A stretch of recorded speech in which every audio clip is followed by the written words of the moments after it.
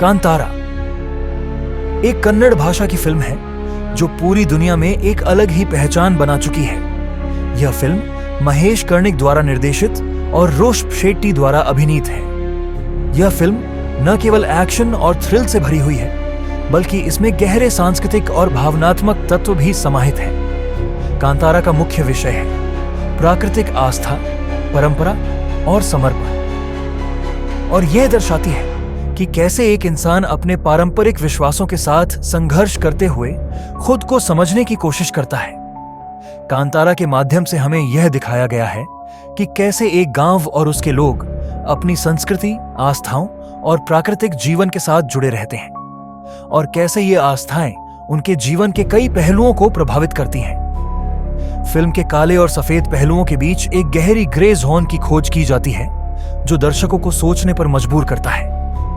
Film की जड़ें कर्नाटका के ग्रामीण जीवन चिलमजासत में है, और यह एक ऐसा अनुभव है जिसमें पारंपरिक विश्वास, आत्मनिर्भरता और संकटों से जूझते इंसान का संघर्ष एक साथ बुना गया है। अब हम इस फिल्म की हर एक फ्रेम को विस्तार से समझते हैं और इसके भावनात्मक पहलुओं को खोलेंगे।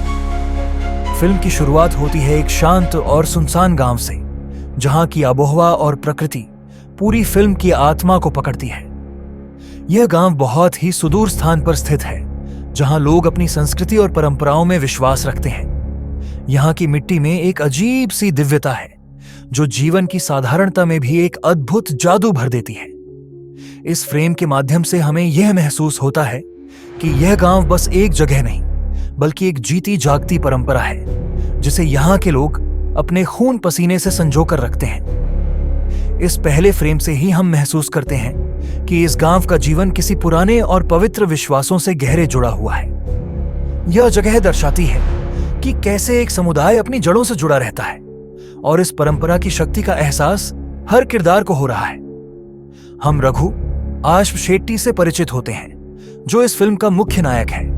वह एक अत्यधिक जुझारू, साहसी और स्वाभिमानी युवक है।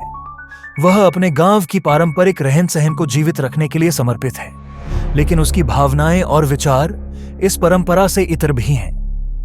वह एक सामान्य युवक की तरह अपनी आकांक्षाओं और स्वार्थ के लिए संघर्ष करता है, लेकिन उसकी यात्रा उसे उस पवित्रता की ओर खींच ले जाती है जिसे वह पहले नकार चुका था।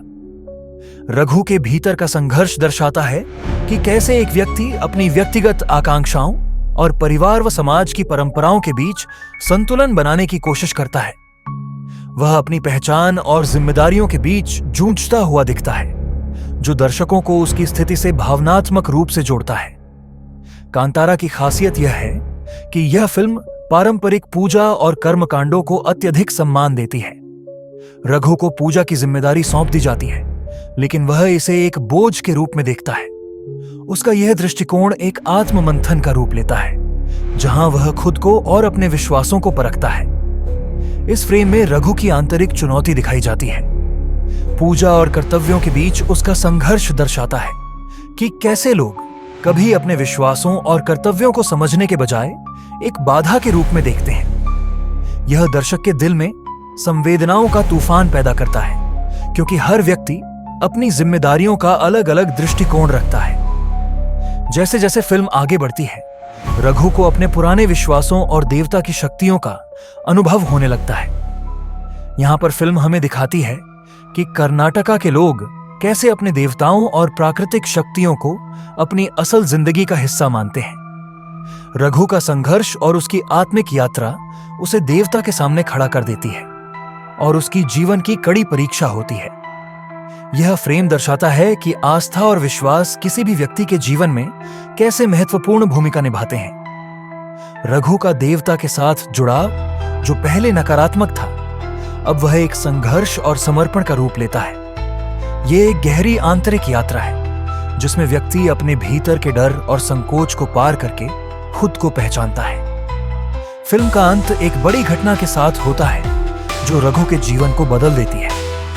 यह मोड़ दर्शाता है कि कभी ना कभी हमें अपने पुराने विश्वासों का पुनर्मूल्यांकन करना पड़ता है, और इस प्रक्रिया में कभी कभी हमें बहुत बड़ा त्याग करना पड़ता है। यह फ्रेम दर्शाता है कि जीवन में परिवर्तन और संघर्ष अपरिहार्य है, रघु का अंतिम निर्णय दर्शाता है कि कैसे एक व्यक्ति अपनी आस्थाओं और विश्वासों को पुनः स्थापित करता है। यह अंत दर्शकों को भावनात्मक रूप से आंदोलित करता है, क्योंकि यह एक महान संघर्ष और व्यक्तिगत विकास की कहानी है।